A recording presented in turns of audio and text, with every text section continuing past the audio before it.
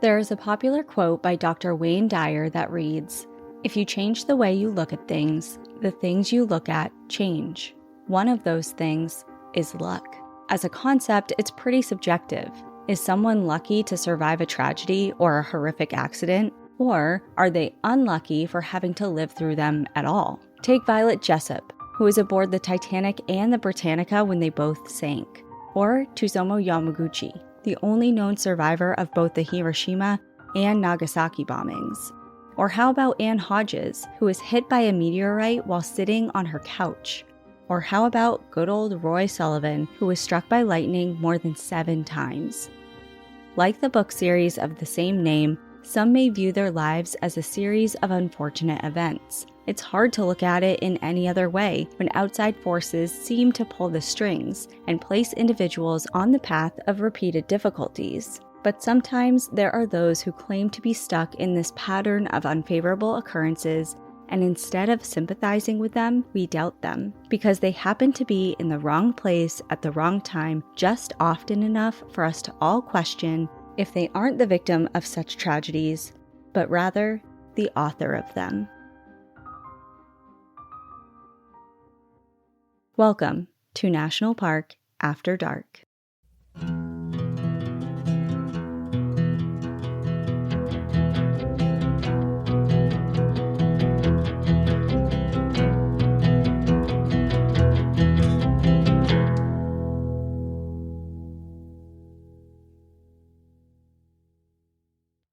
So this is going to be a tragic story? Yes, it is. It's a true crime story. Oh, okay. I feel like it's been a little... roots. Yeah, I feel like it's been a little while since we've done true crime. Yeah, and it's actually one of the... I wouldn't say I was hesitant to cover this case, but it's just one of the more recent cases, and we tend to kind of give those a wider breadth.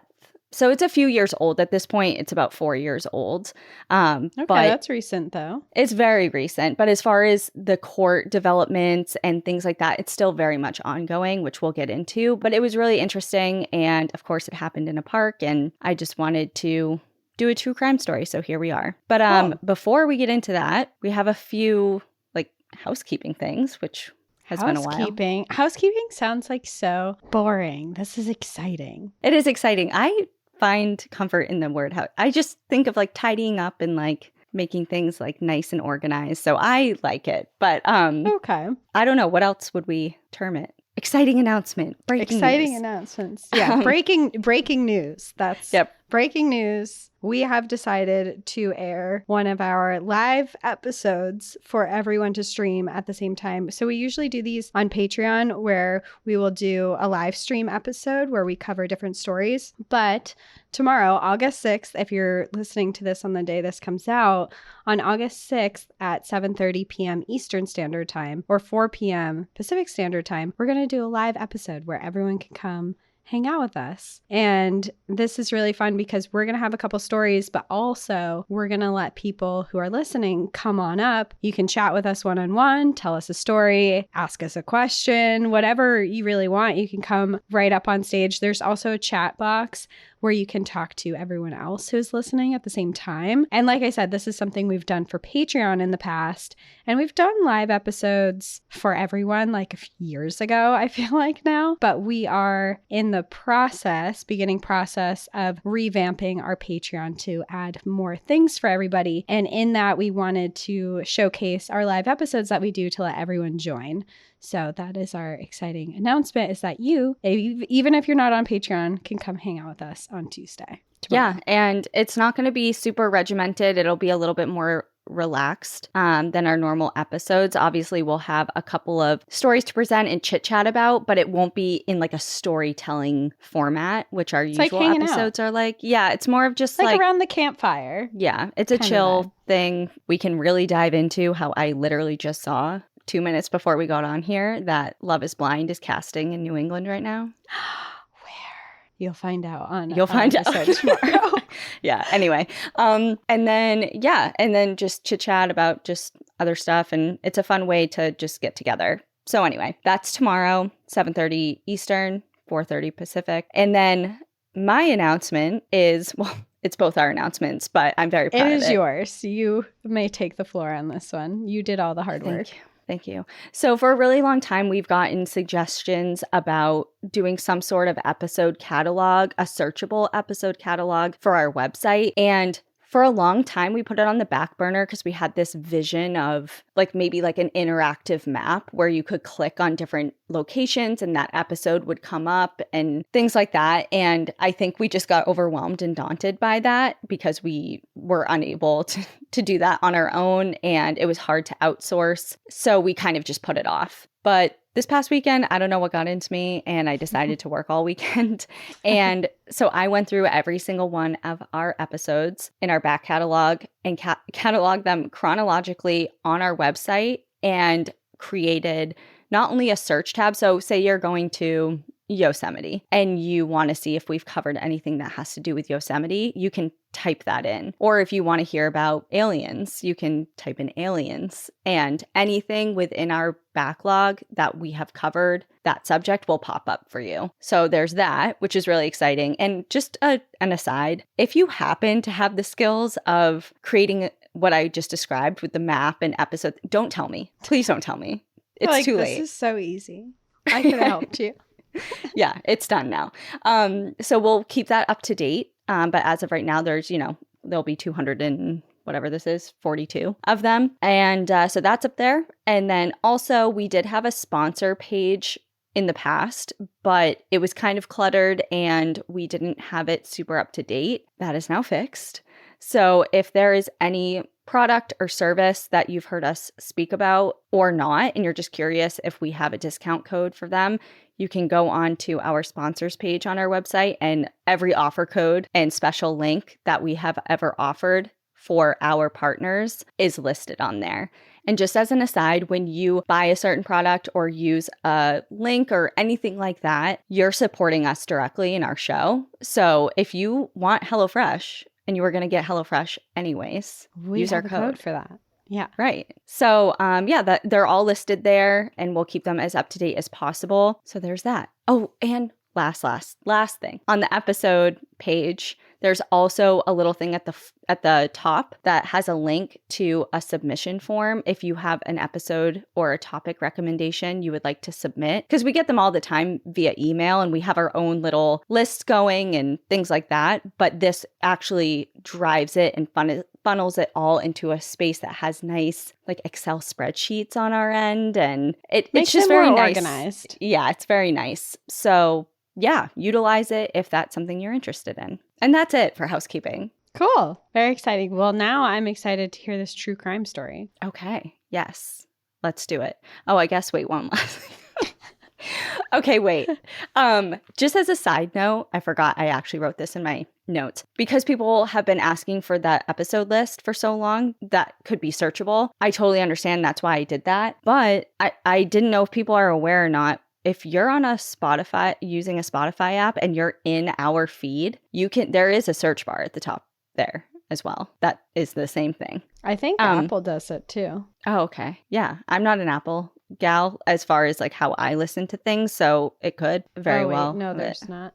I thought there was, but there isn't. Yeah, so just in case anyone was curious and wanted that function but didn't necessarily want to have to go to a website to then do it, and that's a whole thing. But anyway, there it is. So to our true crime story. Did you have anything else to add? I know I just talked a lot. Sorry. No. Okay. I'm ready.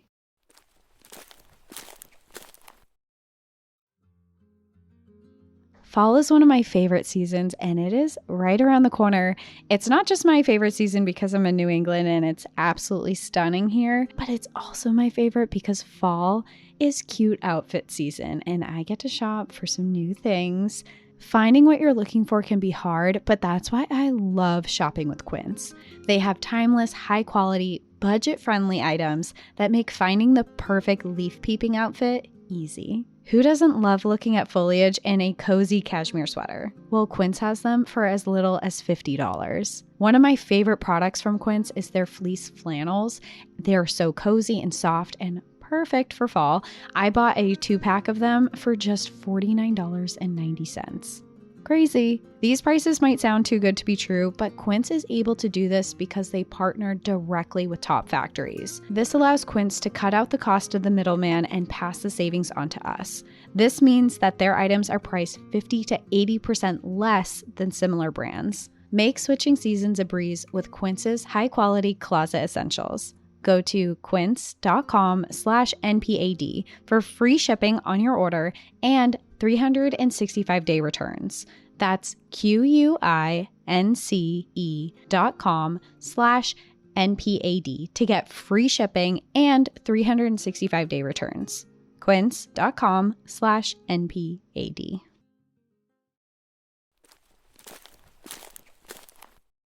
Robin Hill had no cause to worry.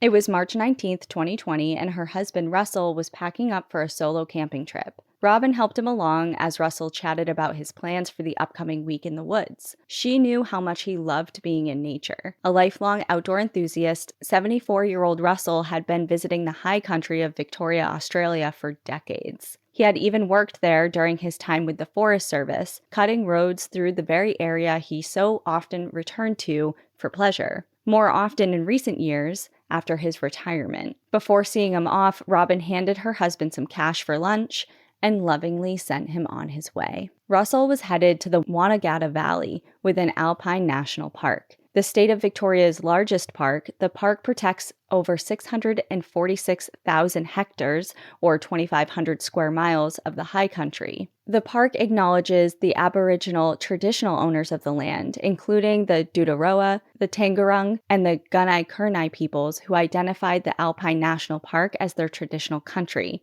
who lived in, worshipped in, and passed through the Alpine area for thousands of years. In the early 1800s, the land was used by European settlers for grazing purposes, and from the mid-1800s into the early 1900s, the area drew in thousands of people with the promise of gold. In the 1940s, a demand for timber resulted in the building of a road network through the Alpine area, which in turn opened access for visitors. With the greatest range of flora and fauna of any park in Victoria, it's a popular spot for fishing, hunting, recreation activities like rock climbing, rafting, horseback riding, bushwalking, and bird watching. In the winter months, people flock there for winter sports like downhill and cross-country skiing, as the park actually has two popular resorts located within it. Much of the park is only accessible by four-wheel drive vehicles because it has dense bush and rugged roads. It's really difficult to access a lot of the areas in this park, but it also offers one of the most scenic and historic four-wheel drive tracks in all of the country of Australia, and it's called the Wanagata Icon Drive. It's about 222 kilometers, or about 137 miles long,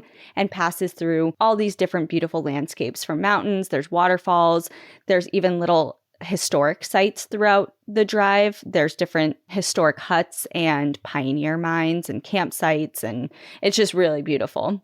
Very cool. And this area, the Wanagata Valley as a whole, is where Russell was headed. And before we go on with the story, I know I said there's a wide variety of flora and fauna here, and I didn't say one single animal or plant. So I wanted to point your attention to one of the most special residents of the park, and it's called the mountain pygmy possum, and it's the world's only exclusively alpine marsupial, and it is so cute. So I know you would appreciate it. It is really cute. Yeah, isn't it sweet? It's like a little mouse. It's tiny. Really big eyes. Yeah, so that's one of the rarest animals in the park. So there's that. Has nothing to do with the story, but just know they're around. Just know it's important to know this about this park. But unbeknownst to Robin, who is Russell's wife, Wanagata Valley may have been Russell's final destination, but it wasn't his first stop. After leaving his home in Druin, about 56 miles or about 90 kilometers east of Melbourne, he pulled his white Toyota Land Cruiser into the driveway of Carol Clay's home. Before long, 73-year-old Carol had loaded her belongings into the vehicle, was buckling up her seatbelt in the passenger seat, and off they went. Wait, who's Carol? Well, she's very important to this story. Russell and Carol had known each other for decades. Since they were teenagers, actually. They had been high school sweethearts and each other's first loves. But as time tends to do, it ultimately kind of drifted them off onto different paths and sent them their separate ways. They went on to marry separately, have families of their own, but in 2006, their paths merged again. They rekindled their love story in secret and spent over a decade concealing the true nature of their relationship. But it wasn't completely hidden. At first, this is wild. And I kind of just want to get this out of the way because it's not, like, obviously it's very clickbaity because there's this like love affair and mistress and this and that and whatever. But it kind of, at least in the headlines, it kind of takes away from the true tragedy of this story. So I'm just getting this out of the way now so that we have an understanding of their relationship. We won't be focusing on this. Right.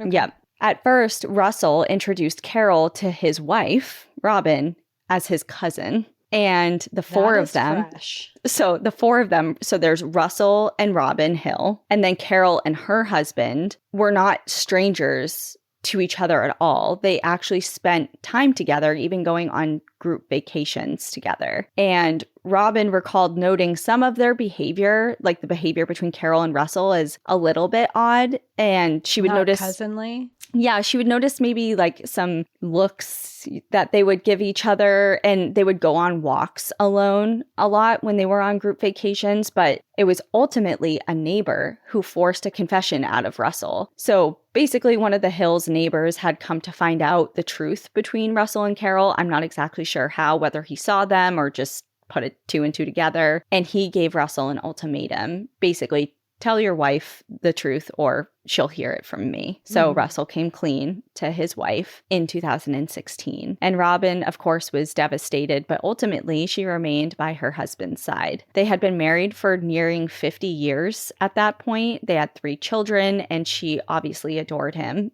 So she put that aside and they were working through it. Russell promised that he would end things with Carol, and from what Robin could tell, in the recent years, he had done that. However, Carol was under a different impression. Somewhere along the line, her and Russell had come up with a plan. They would end their marriages so that they could be together without any form of restraint. And she kept up her end. She divorced her husband years prior to this. And whether Carol was still awaiting Russell to do the same, although he had expressed reluctance as Robin was quote unquote not well.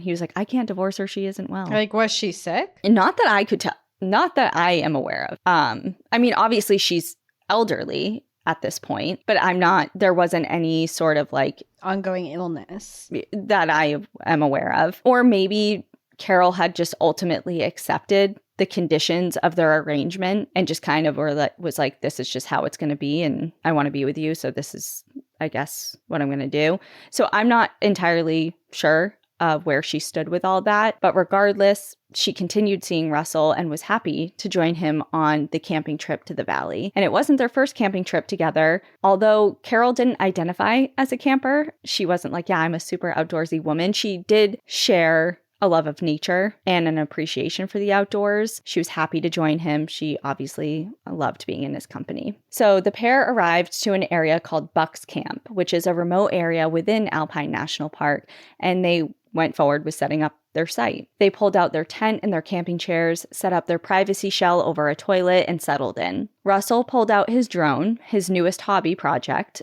He had taken retirement a little bit hard, confiding in friends and even some acquaintances later on that it had quote unquote fucked him up. He was having a hard time adjusting to what life after retirement is, just kind of like a lot of time on your hands and not really having a purpose when it comes to work. He was actually on some antidepressants, which his wife Robin had made sure to pack for him. And while seemingly happy, he was grappling just with the new lifestyle that retirement had brought. And his drone was one way to combat that spare time by learning a new skill and diving into a new hobby. He did have a heart for hobbies, and he had been a longtime member of a local amateur radio club. At camp, he made it a priority to set up his two-way radio. It was one of the first things he did when they set up camp. For nearly 30 years prior to this, he had been a part of this amateur radio club, communicating with members via daily transmissions. And in fact, some of his longest-running friends were friends made over the radio waves from this club. Like, he had been doing it for so long, so routinely and regularly that some of his friendships formed over radio communication, which is really cool.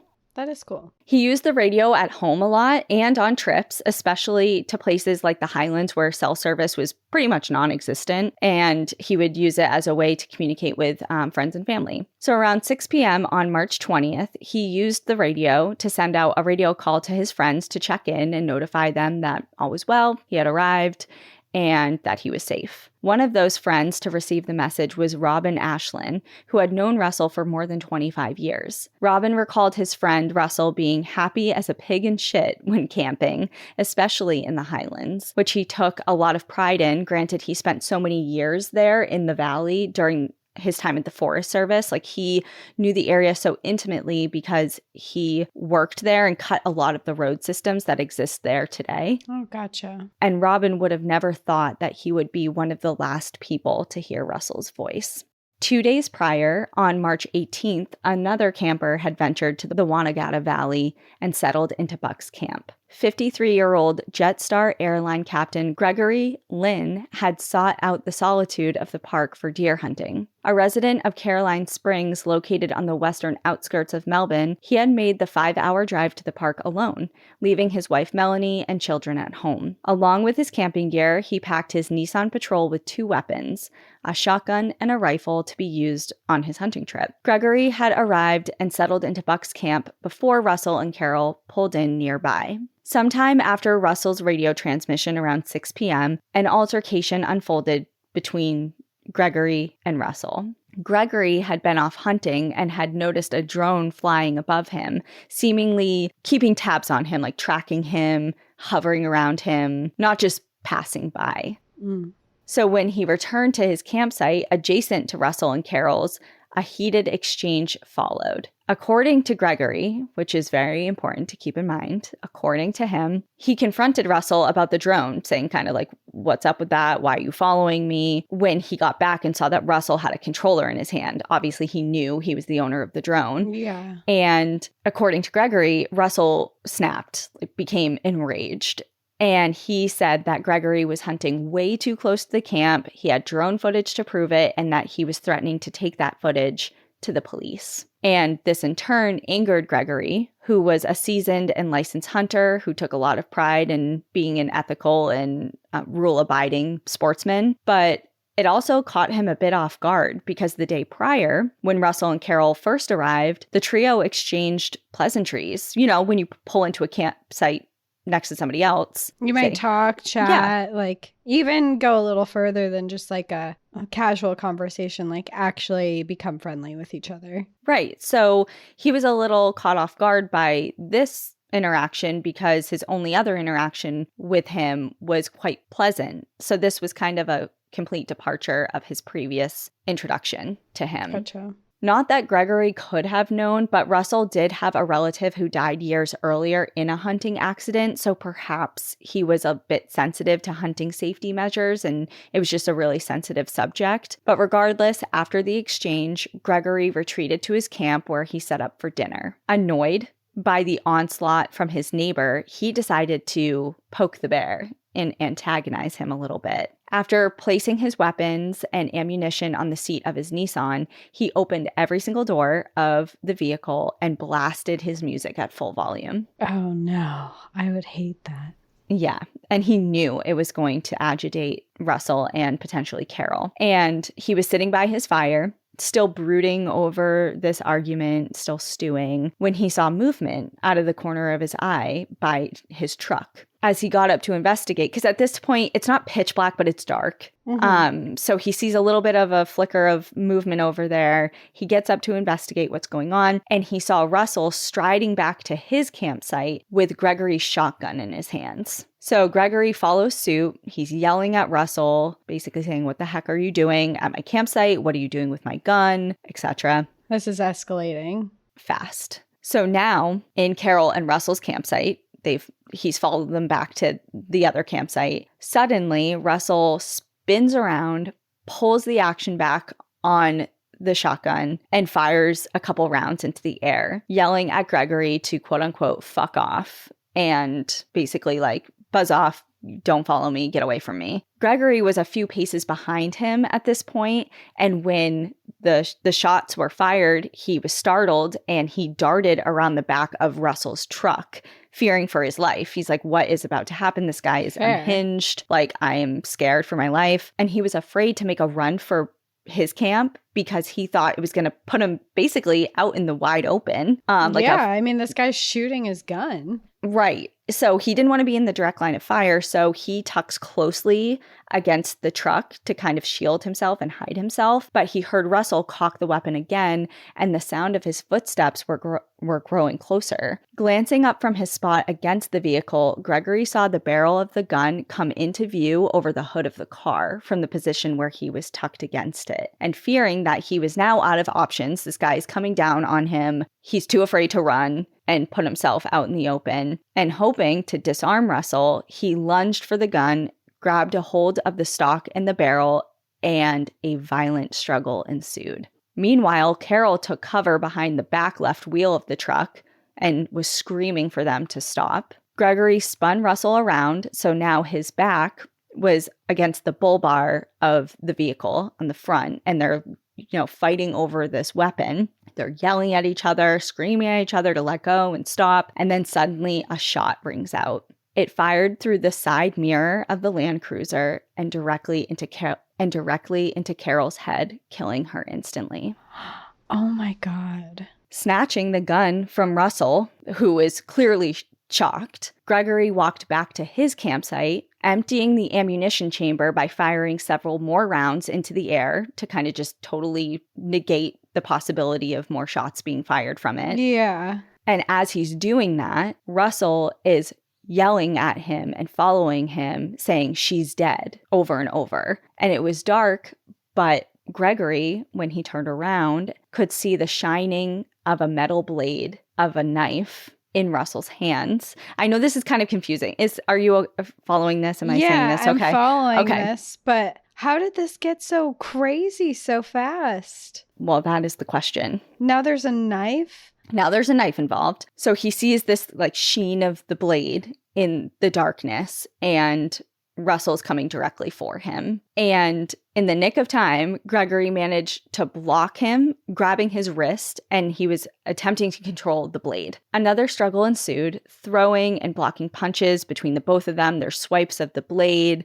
It's like a total disaster. And then they suddenly fall into the dirt. Somebody trips over somebody else. They're now both on the ground. And Russell fell directly on top of Gregory, and they're continuing to grapple over this control of this weapon. And finally, Gregory manages to stand up and get on his feet and backs away from the situation, although Russell remained on the ground. As Gregory backed away towards his car, Russell started crawling very slowly until he stopped. He rolled over and became motionless. Gingerly approaching, Gregory quickly understood what was happening. The knife was plunged deep into his chest. Gregory checked Russell's pulse and checked his breathing patterns, and finding that there were none, he went over to Carol, leaving the knife in Gregory's chest, went over to Carol because he didn't see anything with Carol. He heard Russell screaming that she's dead, and he was walking away. So he goes over to Carol to check in on Carol, and clearly noticing that she is deceased. I mean, her head was struck. He starts to panic, and he started making some decisions.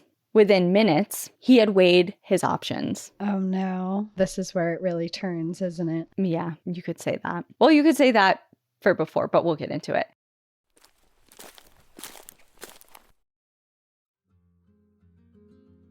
This episode is brought to you by IQ Bar. I'm a snacker. I love to have a little bite to eat throughout the day in between activities. but it's always been so hard to find healthy snacks until I found IQ Bar. Their plant-based protein bars are so good. Currently, I can't stop eating their chocolate mint bars. So good. I'm hungry just thinking about it. And they're also diet-friendly and filled with great brain-boosting ingredients that also make it a great quick breakfast option as well. Speaking of breakfast, they also make mushroom coffee. Their IQ Joe helps you have energy all day long, and they also help keep you hydrated with their IQ Mix that's filled with electrolytes. Start each day right with IQ Bar's brain and body boosting bars, hydration mixes, and mushroom coffees. Their ultimate sampler pack includes all three. Get 7 IQ Bar flavors, 4 IQ Mix flavors, and 4 IQ Joe flavors. And today, our listeners get an exclusive offer of 20% off plus free shipping. Just text PARK to 64,000. The Ultimate Sampler Pack is a great way to try all IQ Bar products and flavors. Like I mentioned, the chocolate mint chip is to die for, but if that's not your thing, they also have so many other flavors, peanut butter chip, mixed berry, and a lot more. All IQ Bar products are entirely free from gluten, dairy, soy, GMOs, and artificial sweeteners. Whether you are out on the trails or just doing your daily errands, IQ Bar empowers doers with superior brain and body nutrition. Their plant protein bars are packed with high-quality ingredients to keep you physically and mentally fit. IQ Bars are vegan, gluten-free, and low in sugar and carbs. I am also a big fan of their mushroom coffee. IQ Joe is a jitter-free instant coffee packed with 200 milligrams of natural caffeine, brain-boosting magnesium, and productivity-enhancing lion's mane. IQ Joe comes in 4 delicious flavors: original black, vanilla spice, cafe mocha, and toasted hazelnut that taste just as good or better than any brewed coffee. Refuel smarter with IQ Bar's Ultimate Sampler Pack. That's 7 IQ Bars, 4 IQ Mix Sticks, and 4 IQ Joe Sticks. And now our special podcast listeners get 20% off all IQ Bar products, plus get free shipping. To get your 20% off, just text PARK to 64,000. Get your discount, text PARK to 64,000. That's PARK to 64,000. Message and data rates may apply. See terms for details.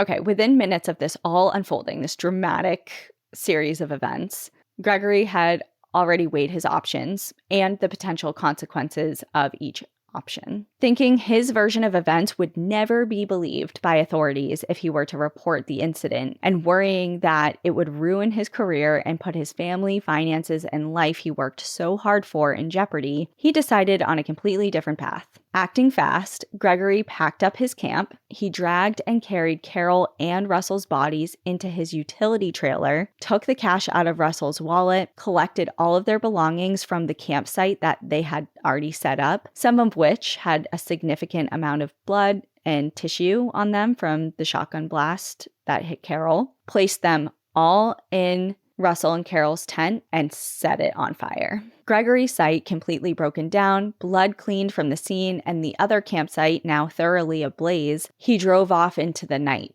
looking for somewhere to dispose of the bodies in his trailer. After running into several road closures and having to turn around, he eventually found a suitable location in another remote location called the Union Spur Track, several hours away in another remote corner of the park. While unloading the bodies, he discovered that Russell's phone was still in his pocket.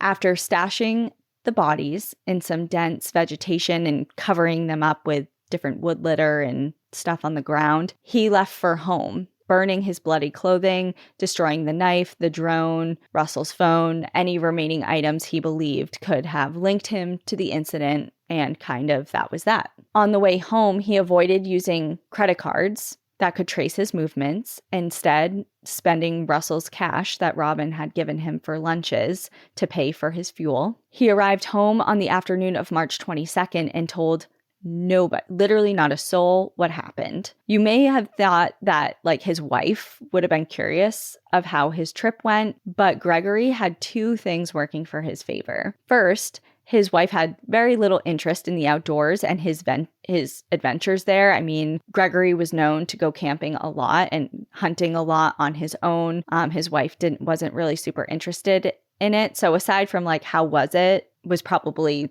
the extent of the conversation. So he didn't really... Like he could have just been like, yeah, it was great. And that would have been the end of it. So she wasn't, drilling him for any sort of descriptive details that he had to come up with lies for. So that was the first thing working in his favor.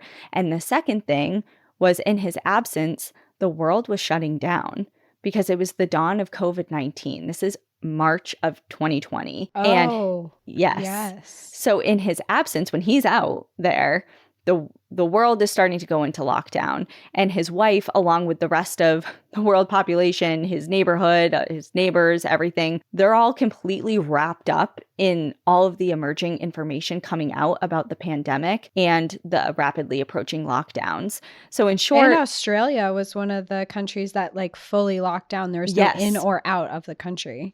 Yes, they were very strict, especially in the early days, about COVID precautions and lockdowns and things like that. So, and this was like the very early days of that. So, in short, Melanie didn't ask a single question about the trip, and Gregory didn't offer a single piece of information about it. So that was kind of that. Meanwhile, at Buck's camp on the 21st of March, Andrew Marquardt was visiting the valley with his family when they came across a burnt campsite and a charred vehicle while looking for a suitable place to camp themselves. He raised an eyebrow at it, but left. But the following day, he returned to investigate further and took photographs of the site. His images show a peculiar scene. There's burnt tent poles and charred items and ashen remains of solar panels, cooking stoves, an iPad, all of this stuff just in a burnt, crispy heap.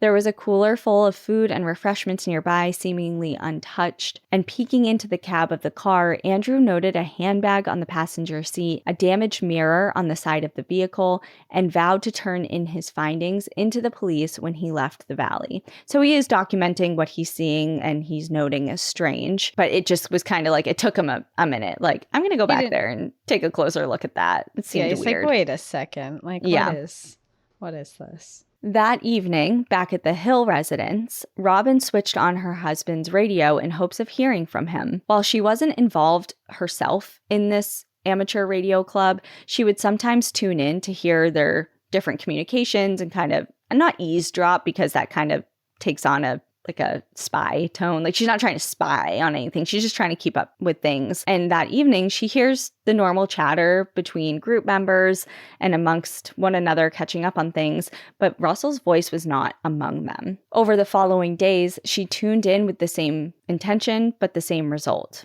Russell was nowhere to be heard. Robin phoned her eldest daughter, Deborah, to express concern over that and was encouraged by her to make a report to the police. And shortly after that conversation with Deborah, Russell's radio friend contacted Robin. He was worried because in nearly the 30 years that he had been friends with Russell, he rarely missed his nightly communication sessions on the radio. And now he hadn't been heard from in 3 days. So for some people, not hearing from someone for 3 days would be considered not a big deal, but not in Russell's world. So between his radio friend and between Deborah and obviously Robin's own concern, they went to alert authorities about the situation. The concern from the Hill family combined with the report from the Marquardts, the family that was like, hey, look at this burnt out campsite that we found, marked the beginning of one of Australia's most intriguing missing persons cases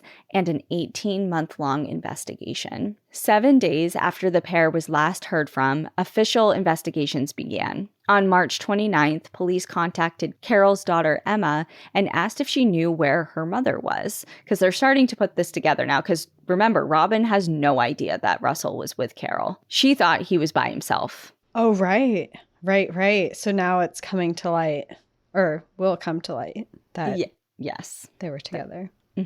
So when Emma said, no, I haven't heard from my mom, I've actually been trying to get in touch with her, the police requested Emma permit them to use her mother's photo in a missing persons media release, poster, flyers, things for the newspaper and things like that. And she obviously allowed it, but she was initially a little bit reluctant because she knew that Russell was married and she kind of knew the situation. between them. Yeah, like if they're both missing, they're probably together. Yeah. And although Carol had described her relationship with Russell as very loving and caring, Emma worried of any public scrutiny that would be directed her mother's way. Because Carol had been a very active member and a beloved member in her community. She dedicated a lot of her time to the local Red Cross, and she served as the president of the local Country Women's Association for many years. So Carol's close friends knew of her relationship with Russell because she was very forthright with that information with her close friends. But once it became public knowledge, anything could happen with that narrative. You know, it's like you confide in your friends, your close friends. It's like, yeah, I know he's married, but, you know, XYZ. And I don't know. It's different, you know, when you're with your close friends. No, I totally get that. Like, you tell your close friends everything, but you don't necessarily want the world to know what you're up to. And right now, if you're not sure, like, she's even in danger, why air out her dirty laundry, essentially? If she's okay, she's just off with her lover somewhere. Like, why put this on the news for like a search? But at the same time, they're starting to get concerned and is like, is this the only option? Yes. That we have. That's right. So either way, she says yes. I mean, obviously, her mother's safety is paramount to any public gossip or anything like that. So anyways, Victoria Police, in conjunction with the Missing Persons Squad, whose role it was to investigate suspicious circumstances where it is possible that homicide has been involved, launched an investigation and a full-blown search of the valley and surrounding highland area. Search and rescue teams were dispatched to scour all around the valley and its surrounding areas, including on-foot searches with cadaver dogs and air-wing searches from above. Investigators spoke to multiple people, including fellow campers and national park employees who were in the area at the time of the pair's disappearance, and followed up with several different leads of possible sightings of Russell and Carol. Although no apparent traces of blood or human remains were actually observed at the scene, they found the wallets of both Russell and Carol, along with other personal items that indicated that something foul play is probably at play here. It wasn't just like they're missing because they decided to run off together. You know. And maybe you're going to get to this, but with these witnesses, or not witnesses, but just people in the park at the same time, was there anyone who heard all these gunshots that went off? Because there was a lot that night. Yes. Well, we will get into it a little bit, but to answer your question, no. There's no direct eyewitnesses. The only person that testified as a witness that was in the area heard Russell actually turning. They were camped at this spot on the road that he was trying to utilize to get out of the park when he had the trailer and the bodies in the back of his trailer. And he wanted to use that particular road to exit the park or get to another part of the park, but it was actually closed. So the people in that tent at that campsite near that road heard him having to back up the trailer and pivot a bunch of times, and it like caught their attention. Like, what is that person doing out there? And he saw that Russell doing that. Oh, okay. But besides that, as far as the incident that night, correct. Nothing. No one. Gotcha. Which is clearly a problem. Mm-hmm. A 5-minute crime scene video was made and the scene was taped off and secured. Although investigators were almost certain something had happened to the couple within hours of their last known communication via the radio, all of their efforts for the first 30 days came up with absolutely nothing. Of course, investigators had their theories, which rested primarily on foul play, but with no physical evidence at that time, all possibilities had to be considered, including that they staged the scene and ran off together, especially when it came to light that this was not his wife and this was someone he had a decades-long affair with. It was something they had to at least consider. Where they decided to run. They were clearly together. Talking about leaving their spouses, and you know what I mean. Like it's a fair avenue to like look down. Yes. So of course they kind of cross their T's and dot their I's with all these different theories, but it soon became evident that was not the case because, for one, they hadn't checked in with any of their family members. You know, they both had children. You would think that there'd be some form of communication. They're not just going to like totally disappear. Right. And of course, there's no activity in their phone records or their bank accounts. And all of their wallets and information is either missing or at the scene. So Never There's a that. good sign. The case of their disappearance was all over the news, and missing persons flyers with Russell Hill and Carol Clay's photographs were everywhere. To the public, as time passed, it appeared as if no movement was being made in their case, but behind the scenes, there was. While delving into phone records, investigators noticed something that piqued their interest. They could see calls and texts, of course, but they could also see the location of the phone towers that the devices had connected to. Both Carol and Russell's phones pinged the towers in the Alpine region on the 19th, but had gone offline as they drove deeper into the park and lost service. So that's normal. But interestingly, 2 days later, on March 21st, Russell's phone reconnected to the network and connected to a tower in a different section of the mountain range over at a place called Hotham Heights, a fair distance away from their campsite, and it was the last record of the phone ever being active. Oh, because that was the phone that was on him when...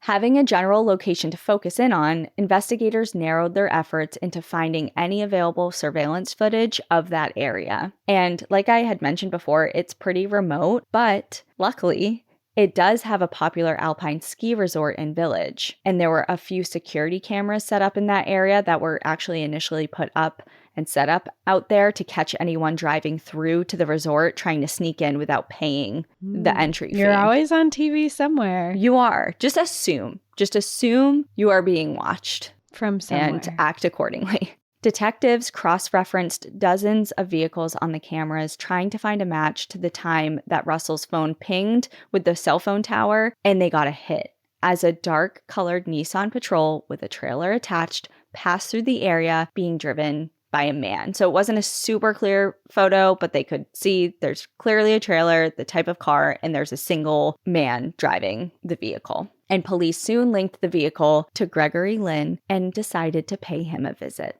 On July 14th of 2020, nearly 4 months after the initial incident, Sergeant Florence and his colleague knocked on Gregory's door. When he answered, the pair, who were secretly recording the entire conversation, they introduced themselves and they explained that he wasn't in any sort of trouble. They were simply expanding their search for potential witnesses in the disappearance of the Russell Hill and Carol Clay case. While Gregory appeared calm and seemed willing to help by offering his movements around the Wanagata Valley during that time, he explained that he hadn't seen either of them in his travels. The detectives thanked him for his time and they left. However, as they were leaving the property, they noticed a Nissan Patrol parked down a small side street that was adjacent to Gregory's home. The license plate matched the number on the Nissan Patrol that was in the surveillance footage, but the vehicle that they were now looking at was beige. It was very clear that Gregory had given his car a recent paint job.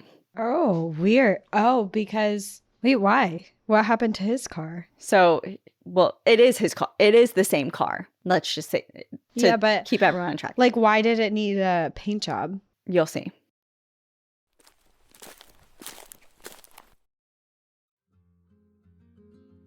This show is sponsored by BetterHelp. When your schedule is packed with kids' activities, work, or school, it's easy to let some priorities slip. And unfortunately, the easiest to drop are usually our self-care routines. But self-care is a non-negotiable. And when you feel like you have no time for yourself, self-care, like therapy, is more important than ever. Therapy can help you manage your time and your priorities. Therapy is also a great way to learn to set healthy boundaries to allow yourself to set away that time you need for yourself. If you're thinking of starting therapy, give BetterHelp a try. It's entirely online, designed to be convenient, flexible, and suited to your schedule. Just fill out a brief questionnaire to get matched with a licensed therapist and switch therapists at any time for no additional charge. Never skip therapy day with BetterHelp. Visit betterhelp.com/NPAD today to get 10% off your first month. That's BetterHelp, HELP.com/NPAD.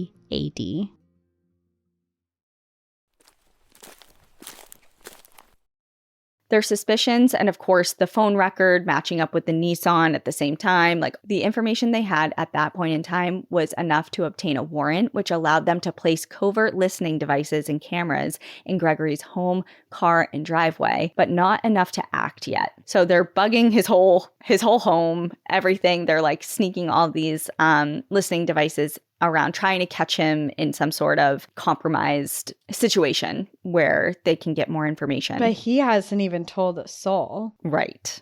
I know. Yes. Which they don't know, obviously. But they want to keep tabs on him. They're like, something's up with this guy and we need to know some more. So for months, they listened to Gregory's conversations to his family, to his friends, and to himself. He talked to himself a lot. Then in November, they set a trap for him. Of course, Russell and Carol's story continued to circulate the newspapers and television programming, but with little new developments and leads that were available to the public. So at this point, the media has little fresh information to report. It's kind of fizzling out in the media. And that is until a special 60-minute story aired focusing on the case, which featured information that the police had kept concealed from the public until that time. And that was the traffic camera photo of the Nissan Patrol showing a distinctive retractable awning on the roof. Sergeant Florence, who was interviewed for the special, who's working on this case, who knocked on his door, wanted to talk to him, he emphasized the importance of the car in the case, referring to it as the key of the unraveling the whole thing. And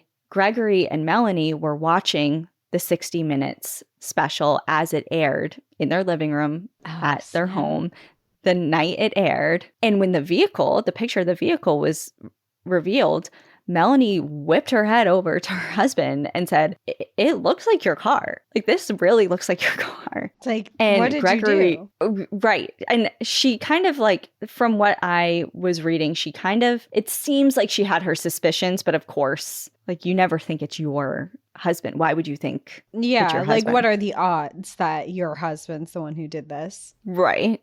I don't know, though. Like, I'll post the traffic cam picture. It's a pretty distinct, like, the trailer's pretty distinct. The car, whatever. Can't I feel like I would have. in it too. You could see definitely the shape of a man. You couldn't see anything. Obviously, he's driving. It's a security camera footage or still photo. It's not super high resolution or anything, but I don't know. I would be like, something's going on here. Yeah.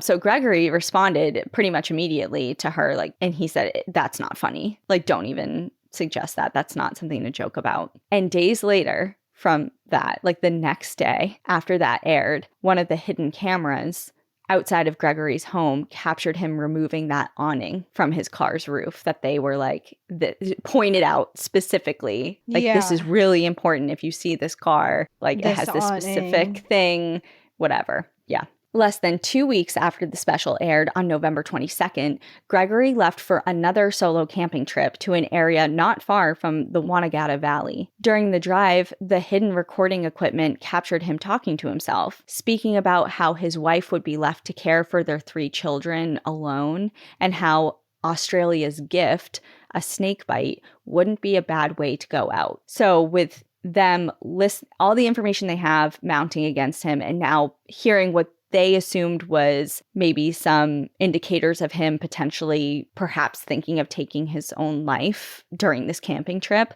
they decided to act.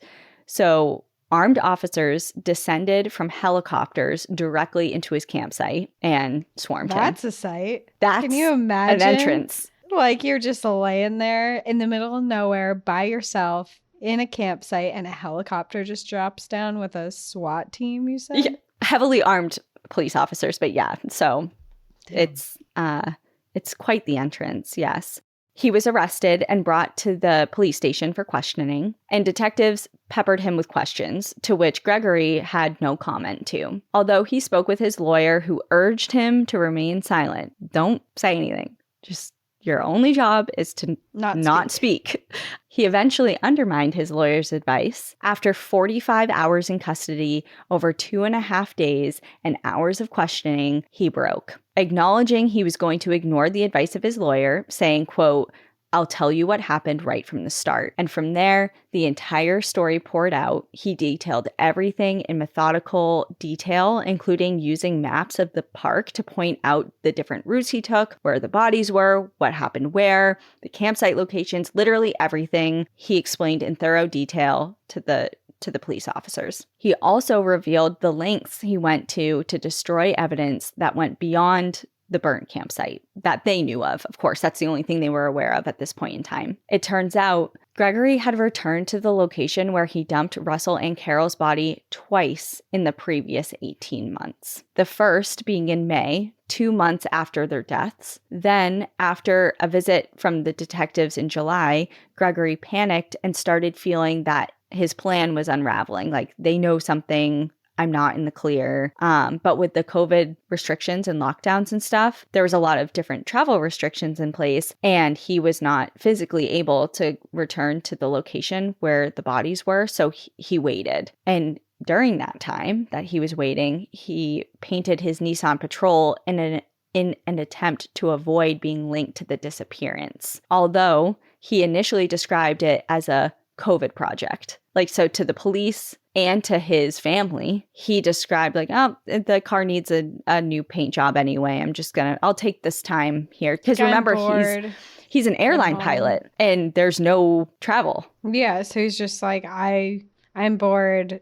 Here's a good reason to paint my car. Yeah, and it's so creepy, but his wife actually has a picture of him painting his car. Oh. Like, inadvertently, hey, like, take your picture. Some people made sourdough and this guy covered up his crimes painting his car. That is correct. It was also revealed that during this time, he sold his trailer about a month after his visit to the valley in May. And it wasn't until November 18th when he returned to the site on Union Spur track for the second time. This time, instead of just ensuring the bodies were still concealed, which he did his first visit back in May, he decided to burn them. Shortly before sunset, he arrived at the scene and moved forward with what he described as a difficult task. The bodies were significantly decomposed, and he said he became physically ill several times, but using a small amount of kerosene, he lit them on fire and fed the flames for hours until their bodies had significantly deteriorated and there was very little remnants of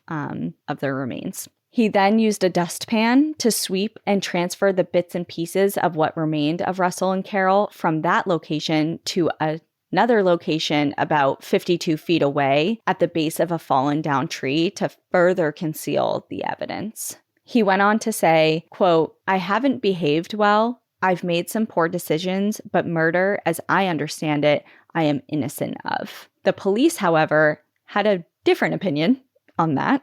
2 days after his interviews with police when they first began, Gregory Lynn was charged with 2 counts of murder. With the exact locations provided by Gregory, in the days following his arrest, police and forensic teams descended to the Highlands to 3 separate locations. The first being the original campsite at Buck's Camp, and then the 2 spots on Union Spur track where he initially burned the bodies and then where he dumped the dustpan remnants by the tree. They spent the weeks of late November into early December of 2021 sifting through the dirt and the vegetation in the areas of their search. Experts gridded the area, removed the top 6 to 12 inches of topsoil, and used everything from heavy equipment, specialized instruments, and just the old-fashioned method of getting on your hands and knees and picking through everything to search for evidence and process the scene. Bone fragments, teeth, a ring, and a charred wristwatch were found under a tree off of a remote trail in the high country, which we knew that's where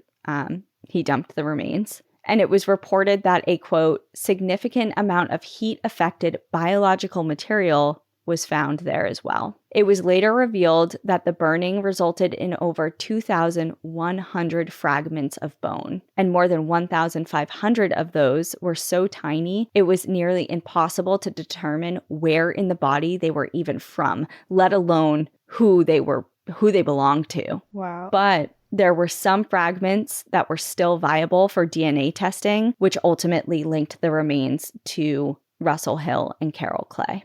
Pleading not guilty to the charges of murder, Gregory Lynn's Supreme Court trial began in May of 2024, 2.5 years after he was brought into custody. The courtroom was packed to the brim. People took up every seat and the standing area, including members of the Hill, Clay, and Lynn families, members of the public, and of course the media. Opening statements by both the lead prosecutor, Daniel Porchadue, and defense attorney Dermont Dan KC outlined their positions. And in short, it was the prosecution's position that Mr. Hill and Mrs. Clay were killed with murderous intent after an argument erupted regarding the drone that Russell was known to use. They also alleged that Russell was killed first before Carol, who was ultimately shot because she witnessed the crime. That's their position. Okay. The defense, on the other hand, argued that the killings were accidental. They do consent that an argument was had. They did agree upon that, but they were adamant that Gregory did not pull the trigger on the weapon that killed Carol, nor did he plunge the knife into Russell that ended his life. Their position boiled down to a quote-unquote series of unfortunate events. 2 cases of tragic accidental deaths. They did not dispute Lynn's involvement in the burning of the campsite, the transporting of bodies to the different location, and obviously attempting to conceal and destroy the evidence. They acknowledged that his series of terrible mistakes in that regard, but emphasized Gregory's state of mind. Basically, just harping on how scared he was of coming forward with the truth because he feared that his life would be ruined and that he wouldn't be believed. Kind of like, it's too crazy to believe, but like it really was just 2 accidents and no one's ever going to believe me. But if so there I'm not was this even huge struggle, like the scene would tell the truth. Tell the story of what happened. If right. what he's saying is true. I'm having a hard time. I mean, the lengths he went to conceal all of this, I'm having a hard time believing that it wasn't murder on his side because the stuff he's doing is scary. Like, you don't just like pack up, clean a crime scene, light everything on fire, like desecrate these bodies of human beings. And that's just like a normal reaction to an accident that just happened. I don't know. It feels really violent to me. And I can't say like, oh, like you've been lying for months to try and get away with it, but I believe you that you didn't kill them. Right. And that was a huge point in the prosecution's argument. And it comes up time and time again, but that's pretty much the heart of that. Exactly what you just said. Because I mean, we're at a point in the forensics world where, and in the criminology world and crime scene world, that there's a lot that can be determined from a scene without anyone's version of events. It usually tells a story pretty black and white. So why would you take that away? If that's going to support your story, why would you destroy it? Yeah.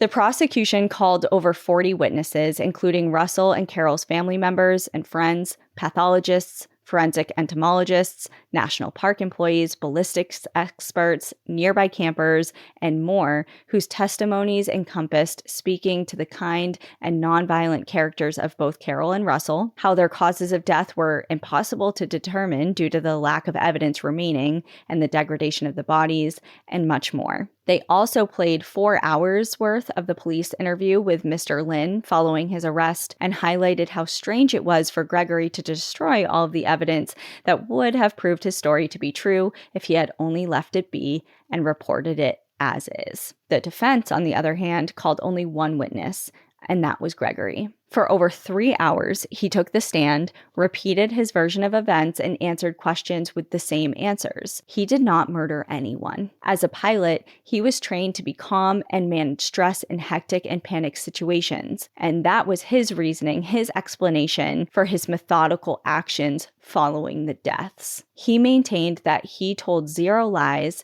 since being arrested and had been forthcoming with every piece of information he provided the detectives with, which numbered over 1,000 pieces of various information. He apologized to the Hill and Clay families, saying, quote, "All I can say to the families is that I am very sorry for your suffering." But he remained steadfast during cross-examination that he was only guilty of the offense of destroying evidence. He was not guilty of murder. The trial would stretch for 5 weeks. Each side gave their closing arguments, and the jury was released to deliberate. Just prior, though, Justice Michael Croucher provided final instructions to the jury of 12 while summarizing the evidence that they had heard over the previous weeks. He cautioned them to use their heads and not their hearts when making a final decision, and also he made an important distinction. In short, the circumstances of the case meant that if they were not satisfied beyond a reasonable doubt of the murder charges, any verdict of manslaughter in the alternative would be wrong. So basically, manslaughter is off the table. The two options are guilty or not guilty of murder. Okay. So then he released them to deliberate. With no eyewitnesses, obviously, aside from Gregory, which is hard to take. Yeah, you can't just... We take it with a grain of salt. Inconclusive forensic evidence, lack of pathology reports, no admissions from the accused, and lack of concrete motive. The heaviest burden of proof sat on the prosecution. In his closing arguments, defense attorney Dermot Dan KC admitted his client inappropriately stored his weapons and ammunition, which ultimately led to the deaths of 2 people. Because remember, he just threw his weapons and his ammunition onto the seat of his car. Like, they weren't locked away, etc. But again, his client was not guilty of murder. But of course, that was for the jury to decide. After just over a week of deliberation, the jury returned the verdict to an anxious courtroom. The room fell silent as the jury foreperson leaned into the microphone to announce that the panel had found Gregory Lynn not guilty of the murder of Russell, but guilty of the murder of Carol. The split verdict was a bit shocking to everyone because it was kind of the thought was, you think in a case like this, after everything is presented, you either believe Gregory Lynn's version of events or you do not. He is guilty or he is not guilty. Instead of this split, he's guilty of one murder and not the other. I don't understand how they think he committed one but not the other. Right. So exactly how the members of the jury came to this decision ultimately has not been revealed publicly. So we at this point we don't know. I don't know if we ever will. I think in time it may come to light, but as of right now, it's kind of like an unknown. For the families of Russell and Carol, the verdict was a mixed bag of emotions. In a statement the relatives of the families put out, it said in part, quote, "We thank the jury for their verdict of guilty in the murder of Carol Clay. It was an extremely difficult task given that the accused destroyed so much evidence. The verdict of not guilty in relation to the murder of Russell Hill is devastating. Our families were always aware that the prosecutor had an enormous burden of proof as there were no eyewitnesses. The accused was the only person who saw and experienced what happened. He was the only person who emerged alive." With standard murder sentences in Victoria of 25 years, it is possible that Mr. Lynn could be in his 80s by the time he is released. However, it was announced on July 18th, so just a couple weeks ago, that he will appeal against his conviction for the murder of Carol Clay. An appeal of the verdict would be heard by the highest court in Victoria, and a date for the potential appeal has not been set as of this recording when we're recording right now. However, Gregory Lynn's defense lawyer has expressed concern over the possibility of a retrial in the near future, at least, due to the media, quote, "flooding inadmissible material, what the jury didn't hear, unsubstantiated allegations, links to other crimes, and other deaths and gossip." So it's like, what does that mean? Other deaths? Like, other crimes, other deaths. What are you talking about? Things that the jury didn't hear. Like, what are you referring to? Is he, like, thought to be linked to other crimes? I'm so glad you asked because I have that information for you. Okay. I feel like the answer is yes. Yes. And it's kind of like, okay, so I will say before I continue that when I was researching this and reading his direct quotes and listening to some of the police tape and things that have been released since, obviously, he's convincing. Like, from just like, if you're not looking at any of the forensic pieces to this and kind of even just like being like, well, why would you destroy the scene and what? I don't know. I just also have such a hard time believing that 2 tragedies like that, and so bizarre also. Like, what are the odds that like a stray bullet hits somebody right in the head and then 5 seconds later a knife plunges into somebody's chest when they fall? Like, what are the odds of that? Like, he's just so convincing. And he's we'll get into it. But I mean, pilots are extremely intelligent people. So I'm not to say they're manipulative or like killers or anything, but pilots are very intelligent people. So if he is like, I feel like he would have the smarts to figure out a way to be manipulative. Yeah, yes. exactly. But also, like, even when you were telling this story and you told his versions of events, even at the end, like, I can't 100% be like, no, that didn't happen, because, I mean, what if he is telling the truth? But I just have to ask, like, was Russell, like, ever violent in his life? Like, is this completely out of character? Would he run and grab a gun from someone and then... Well, that's the thing. Like, from everything that I have over a petty read, argument?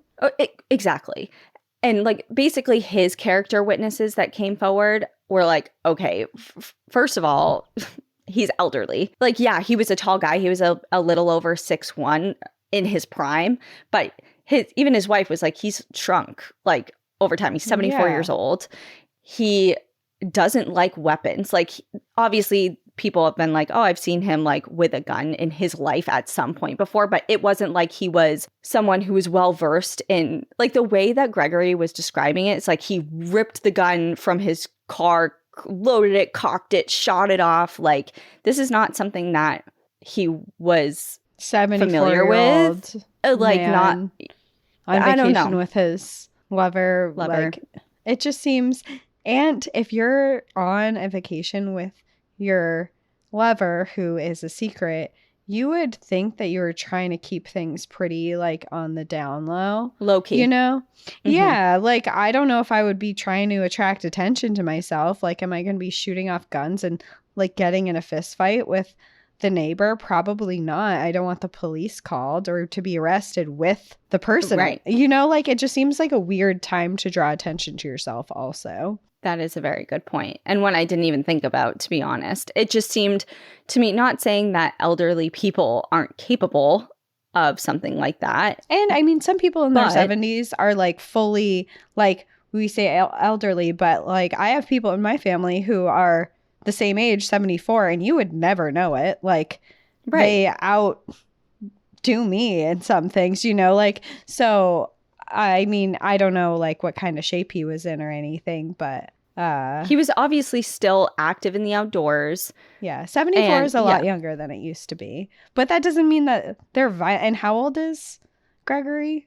He was in his 50s at this point. Yeah, so 50s versus 70s. I mean, I don't know. It's all a little fishy. But it is fishy. All of this to say, I, up until this point, before I read any further into what we're about to dive into, it wasn't like I was torn, because in my gut, I was like, this guy did something and is covering it up. Like, there's just no way. Yeah. But if I was on that jury and was presented with the evidence I was presented with, could I, with beyond a reasonable doubt, be like, there's no way those two accidents happened? Which was why this case was so difficult and why there was likely this split decision. Because, like the judge said, deliberate and make your decision with your head and not your heart. Like, not what your gut is saying, but what you are seeing and what you were presented logically. With. Right. So anyway, back to this other information that has come to light since. Yes.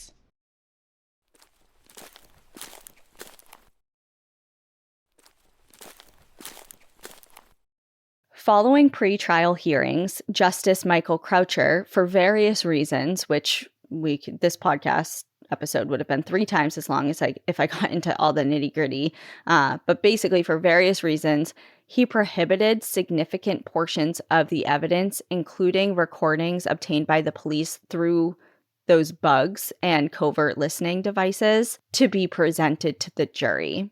And one of the detectives who listened to 3,150 individual recordings over all the months they were listening to him came to view Gregory Lynn as, quote, homophobic, narcissistic, a chauvinist, misogynist, and prejudiced. So he obviously had some opinions on him based on what he heard from everything that they collected. The jury also was not told that when police arrested Gregory Lynn in November of 2021, that he had already given them a story in which he denied ever crossing paths with Russell Hill or Carol Clay, claiming that he had left the Wanagata Valley before they arrived at Buck's camp, and that he only changed his story when he was confronted with the evidence of Russell Hill's phone pinging the towers as his vehicle was driving by. So the jury had no idea. The jury was like, oh, he pointed out everything. As soon as, he was questioned, he pointed everything out. He said, this is what happened. This is where you can find everything. They didn't know he had lied.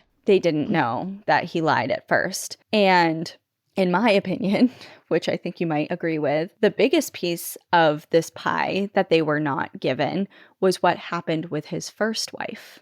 In October of 1999, 34-year-old Lisa Lynn was found in the fetal position, deceased, in the garden of her home. Inside, her 2 young sons, aged 1 and 3 at the time, were asleep, and family photo albums were spread all throughout the house. The coroner ruled her death to have been caused by an overdose of drugs and alcohol, as toxicology reports revealed a blood alcohol reading of 0.21, and there was also antidepressants in her system as well. Her family and her friends were shocked and heartbroken over her death. Lisa had not left any sort of note behind and had not shown any signs of considering any form of self-harm, leaving it unclear if she intended to take her own life or not. Her friends remain adamant that she would never, ever end her life intentionally, as she would never leave her children behind, whom they were her whole world. She also was deeply religious and would have viewed, according to her friends and family, they say she would have viewed the act of ending her own life as a sin against God. So they're like, not only would she go against her spiritual beliefs, but she would leave her children, her infant children just all behind. Seems unlikely. Right. What is known, however, was the very abusive relationship that she was in with her husband, Gregory. Their marriage had begun to crack, especially when Lisa found photos tucked in Gregory's pilot bag, revealing images of her husband having a picnic with another woman. But it wasn't just that. Gregory was violent. Friends of Lisa witnessed him slam her into walls, yell and scream at her. She would often be belittled by him, and he even threatened her life on multiple occasions. Lisa's parents were aware of his violent outbursts and claimed that their daughter was living in terror. Lisa's mother witnessed one of these outbursts in person when they were all out to dinner, and a man made the mistake of speaking to Lisa in Gregory's presence, and he flew into a rage and so violently verbally attacked this man that they had to leave the premises of the restaurant because Gregory flipped out so bad that someone tried to talk to his wife.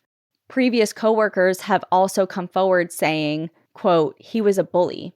Junior pilots would go sick rather than fly with him. So this is coming from multiple sources now, that he is violent, he's a bully, he's quick to anger. He's not liked. He has outbursts. Yep. Needless to say, the defense chose not to call character witnesses, and that was actually a whole thing. There were, because obviously in a trial like this, you want to call people up to testify to your good character and your good nature, which obviously they did for Russell and Carol, and the defense was gonna do the same for Gregory. And then the prosecution's like, okay, well, what about all this? And they're like, okay, never mind. We won't bring any of that because they up. didn't want like the cross-examination on it. They didn't want all this stuff coming to light during the trial. Also, this next part obviously is, clearly we just talked about horrific murders or deaths, whatever way you want to look at it. But this next little part is involving animals. So he also tortured Lisa in other ways. After the movie Babe came out, the family bought a piglet as a family pet, and they named it Pig. And Lisa adored it and considered it another one of her babies, along with her 2 young children. And Gregory, who is really, I almost said wicked into horticulture and plants, and he had a really elaborate garden, he snapped when Pig got into his garden, kind of dug up some of the plants. So he cut pig's head off with an axe and left it on the doorstep for Lisa to come home and find. What in the world? That is, okay, he's guilty. He's guilty. Throw him in jail for life for that, honestly. Like everything else. Like if that isn't telling of... Abuse to animals is so telling to a violent nature in a person. And I mean, that's not only violent, that's horrific. And not only did he get mad at the pig, but then he put his disgusting work on display to traumatize his wife. And it's just kind of putting that side by side, comparing it to the incident that we're talking about. So remember, they have this argument, allegedly, obviously. They have this argument. Gregory goes back to his campsite. He's ruminating. He's seething about this argument. And then these accidents happen. Well, with this, it's like an accident happens. The little piglet gets into his garden and he is ruminating about that and he's pissed. And then he decides to kill it because he's so upset. It's like those two storylines are very similar, but obviously I think he's lying about what truly happened to Russell. Like, I think that the argument certainly happened. Some sort of argument or altercation happened. Do I think he's grossly over-exaggerating that part, Russell's part in it? Possibly, probably. But I think that some sort of argument happened. He flipped out. He killed Russell, killed Carol, because obviously she's a witness to it, and then proceeded with trying to cover it up.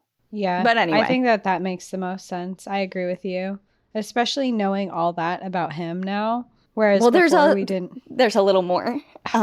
Sorry. I know this one's kind of long, but I wanted to be thorough. At the time, police investigations failed to reveal any suspicious circumstances or involvement of any other person in the death of Lisa Lynn. Given the recent case involving Gregory Lynn, obviously, that we just spoke about, Lisa's case has actually recently been reopened, and investigators believe that with new witnesses stepping forward and additional pieces of information being revealed, there is sufficient evidence for the coroner to order a second inquest into her case. So right now, Lisa's case is ongoing and is being reevaluated. Justice for Lisa and justice for Pig. Yeah, literally.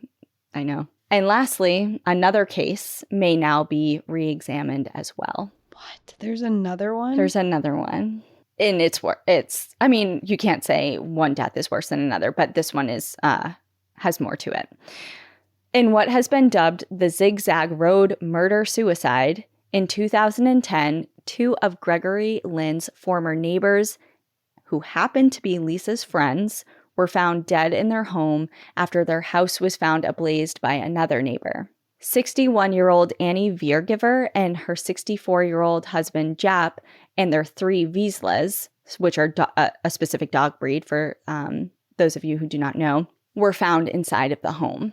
The initial report concluded that Mr. Viergever shot his wife while she was in bed, killed their 3 dogs, and then killed himself after setting the house on fire. That was the initial report. However, the investigation was conducted by a local detective with the assistance of an arson chemist. It was not led by the homicide squad, which, of course, looks into suspicious deaths. The case remains a total mystery to those who knew them, who were close to the couple, because according to them, they were happy, a stable couple. They didn't have human children, but they loved their animals so much they viewed their 3 dogs as if they were their children. And there was absolutely no indication of any sort of strife between them. Mm-hmm. You know, this whole stuff, you hear it time and time again, like with suspicious stuff like this, that at first is like, oh, maybe, you know, there was potential we're talking about there's arguments a gun and stuff involved. There's a fire involved. There's a fire involved. There's a gun involved. It's violent. There's animal cruelty involved. And the only person that we know that is linked to all of those things is Gregory. And also, if Lisa was friends with them and he has jealous outbursts against people who are in communication with her, like he got mad at someone for speaking to her. Like I can't imagine what he would feel about someone actually being friends with her. You're hitting it all on the head. I know. Yeah. So you're like, yeah, I know. Thank you. Thank you. Guilty. Guilty. Put him away. throw away the key. In the aftermath, of course, questions were raised by loved ones, but they were also raised by law enforcement officers and insurance assessors, especially given the weapon used was an action repeating rifle. Japp was not a licensed firearm holder, was not a hunter, and no one who knew him had ever seen him with a rifle. Who do we know that is a hunter that uses a rifle? A friend of Lisa's back to Gregory. later reported, quote, "I remember Lisa telling me Greg argued and was frustrated by the neighbors in Zigzag Road. She was alarmed at his hatred for them. Lisa was embarrassed by his outbursts because Lisa loved everyone." So it's like, clearly there is something going on here. A common theme here. Yeah. Whether Gregory was involved is unknown, of course, but there was an incident with another neighbor in which he was definitely involved. According to another friend of Lisa's, Mr. Lynn had a real hatred of barking dogs. He had a real thing about noise. When the couple lived in another neighborhood, Gregory and Lisa, Gregory had a dispute over a neighbor's barking dog, which was later found shot and strung up on a fence. What in the world? This guy is disgusting. All of this information and more was not disclosed to the jury in Russell Hill and he would Carol have been Clay's guilty on trial. Everything if that had been all presented. Of this, yep. And it would have taken one day to deliberate. Yeah, not a week. I'm week. sure there would have been a different outcome. But of course, all of this is now public knowledge and is being shared across news platforms, various newspapers. Up here, I'm like, should I do this? Am I contributing to this? But it's fact. It's truth. Like this stuff happened. Yeah. And because of all this, the defense now believes that the well of justice has been poisoned. So because of this, they're like, well, now everybody's public opinion of him is distorted and he's not going to get a fair retrial if he tries to appeal this. So they're trying to apply for this rare legal move, which would delay Gregory Lynn's sentence. And it would be highly unusual and even more rare for it to be actually granted. But if it is, it would delay his sentence pending his appeal. So basically his sentence wouldn't be... So he'd be free until he went back to trial. Court. Yeah. And then he would be a flight risk. So as of right now, all of that to say, as of right now, he is due in court next for his pre-sentence hearing, and that is scheduled for September 12th. So in just about a month or so, where victim impact statements will be provided by Carol Clay's family. And that is where I will leave you for this story. It's clearly still unfolding, so it isn't the end, but it's all that I will share with you for now. And if you do want to know more about this case and are looking for a really nitty-gritty, in-depth, deep dive of it, there's a podcast that I listen to hours worth called the Missing Campers Podcast, Where You Should Head. It's created by Aaron Pearson and Penelope Learsh, who actually work in newscasting. They're court reporters and journalists and literally break down this case day by day as it has unfolded. They were actually in attendance to a lot of the trial dates and are really heavily involved with this case. So if you want more information or more in-depth or elaborations on anything I touched on, updates. You should definitely go there. Yeah. And updates, of course, as they come. So yeah, that is the case as of now. Wow. What an interesting true crime story, and also really, really horrific. And I am really hoping that Gregory doesn't get released. And there's too much surrounding him for him to be innocent of everything.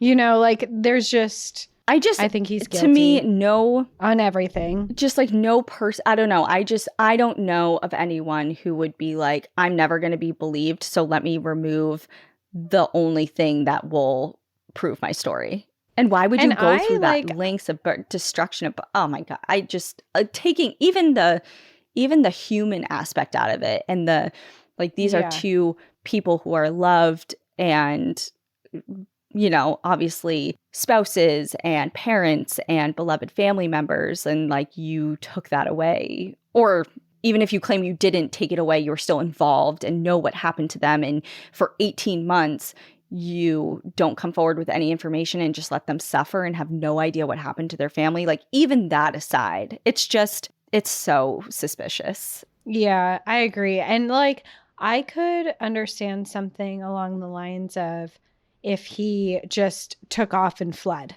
and left the scene, like out of like the first just like horror of, oh my God, what just happened? You know, his story says like he was attacked and all this stuff, and it's really stressful and scary. I could see like the first reaction fleeing and then like coming forward later. But like going through so many methodical steps of cleaning things up, destroying evidence, like traveling so far away to get rid of them so they're not found, is just, there's just so many steps of, you only are in panic mode for so long after like a horrific event before you like come down and are like, oh my God, what just actually happened? And you can think about it.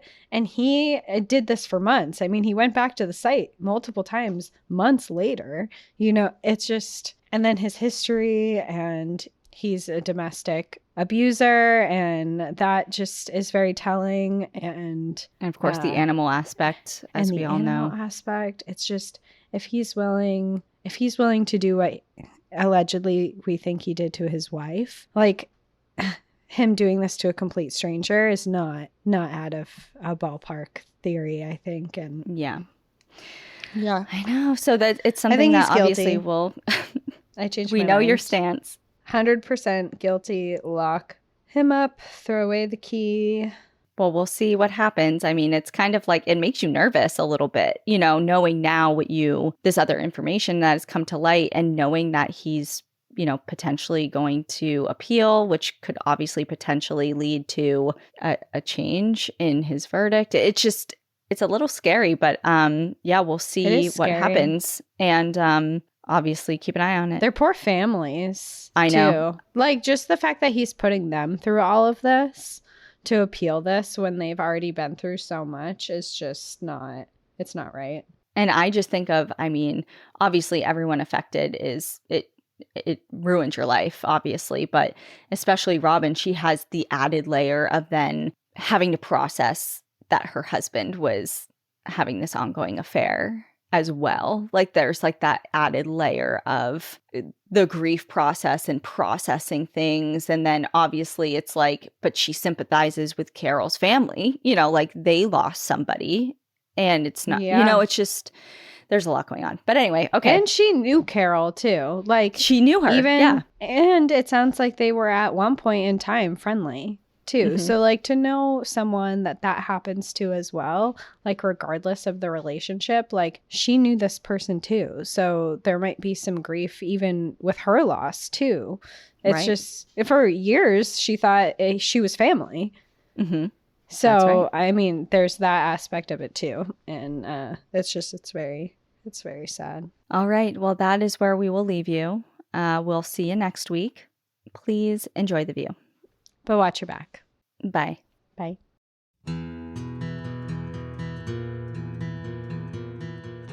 Thank you so much for joining us again this week. If you have a trail tale or story suggestion, send us an email at stories@npadpodcast.com. Follow us on Instagram and Facebook at National Park After Dark, and on Twitter at NPAD Podcast. Join our Outsiders Only community on Patreon or Apple subscriptions to listen ad-free, unlock monthly bonus episodes, and exclusive content. And remember, when you support our sponsors, you are supporting our show. For our exclusive discount codes and source information from today's episode, check out the show notes. For more information on our show, our book recommendations, merch updates, and more, visit our website at npadpodcast.com. And please rate, review, and subscribe from wherever you listen to podcasts.